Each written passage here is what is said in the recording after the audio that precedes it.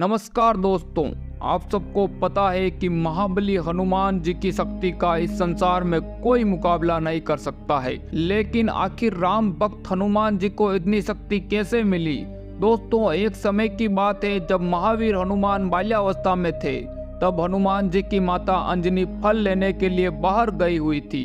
तभी भगवान हनुमान को भूख लगी। तब हनुमान जी ने सूर्य की ओर देखा और उन्हें लगा कि ये कोई पका हुआ फल है। कहते हैं हनुमान जी वायुदेव के औरस पुत्र होने के कारण बचपन से ही वायु की गति से उड़ सकते थे और हनुमान ने बालपन में सूर्य को फल समझकर निकलने चले गए। जैसे ही हनुमान जी सूर्य के नजदीक पहुंचे, तभी संसार को अंधकार से बचाने के लिए सभी देवता घबरा गए और वो इंद्रदेव के पास गए।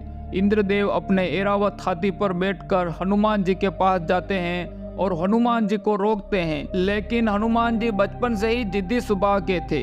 जब वे नहीं माने तो इंद्र ने उन पर संसार का सबसे शक्तिशाली अस्त्र वज्र का प्रहार महाबली हनुमान पर कर दिया, जिससे महाबली हनुमान मूर्छित हो जाते हैं। जब देवराज इंद्र द्वारा हनुमान जी पर प्रहार करने की सूचना वायुदेव को लगी तो वायुदेव को गुस्सा आ जाता है और उन्होंने समस्त संसार की वायु को एक गुफा में कैद कर दिया, जिससे समस्त संसार में हाहाकार मच गया।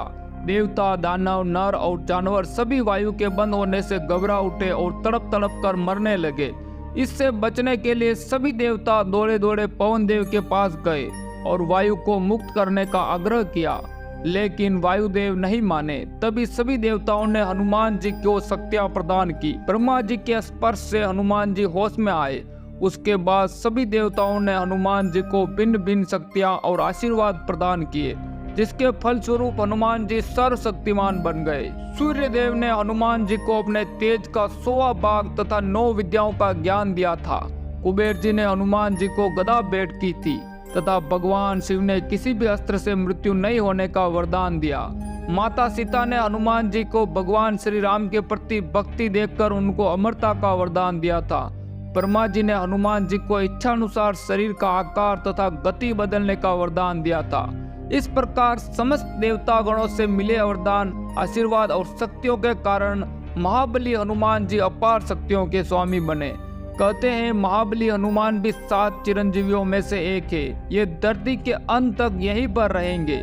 इस पूरे ब्रह्मांड में महाबली हनुमान केवल एक युद्ध हारे थे, अन्यथा कोई ऐसा योद्धा नहीं था जो महाबली हनुमान को हरा सके। कहते हैं एक बार हनुमान जी ने मच्छिंद्रनाथ की परीक्षा लेनी चाहिए, इसलिए हनुमान जी ने अपनी लीला आरंभ की, जिससे वहां चारों ओर वर्षा होने लगी। ऐसे में वानर रूपी हनुमान बारिश से बचने के लिए एक पहाड़ पर वार कर गुफा बनाने का झूठा नाटक करने लगे। इसके पीछे उनका उद्देश्य था कि मच्छिंद्रनाथ का ध्यान टूटे और उनकी नजर उन पर पड़े। कुछ ही समय के बाद उनकी नजर उस वानर पर पड़ी और उन्होंने कहा कि ये वानर, तुम ऐसी मूर्खता क्यों कर रहे हो? प्यास लगने के वक्त कुआं नहीं खोदा जाता है। इससे पहले तुम्हें अपने रहने का सुरक्षित स्थान खोजना चाहिए था। यह सुनकर वानर रूपी हनुमान ने मच्छिंद्रनाथ से पूछा कि आप कौन है? जिस पर मच्छिंद्रनाथ ने अपने बारे में बताया कि मैं एक सिद्ध योगी हूँ और मुझे मंत्र शक्ति प्राप्त है। इसे सुनकर वानर रूपी हनुमान ने कहा कि वैसे तो भगवान श्री राम और महाबली हनुमान से श्रेष्ठ योद्धा इस संसार में कोई नहीं है, लेकिन कुछ समय उनकी सेवा करने के कारण उन्होंने प्रसन्न होकर अपनी शक्ति का कुछ हिस्सा मुझे भी दिया है।